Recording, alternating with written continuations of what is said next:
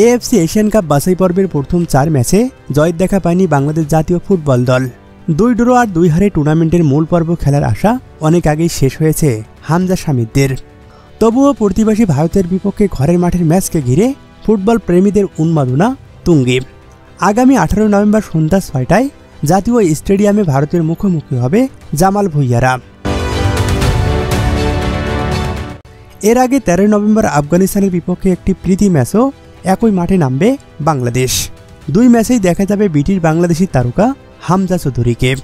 বহুল প্রত্যাশিত বাংলাদেশ ভারত ম্যাচের টিকিট বিক্রি শুরু হবে আগামী 9 নভেম্বর দুপুর 2টা থেকে। অনলাইন প্ল্যাটফর্ম কুইকেটের মাধ্যমে টিকিট কেনা যাবে। এর আগে সিঙ্গাপুর ও হংকংয়ের বিপক্ষে হোম অ্যাওয়ে ম্যাচে দর্শকদের আগ্রহ ছিল চোখে পড়ার মতো। ভারত ম্যাচেও টিকিটের জন্য সমর্থকদের ভিড় থাকবে বলে আশা করেছেন বাফুফের কর্মকর্তারা।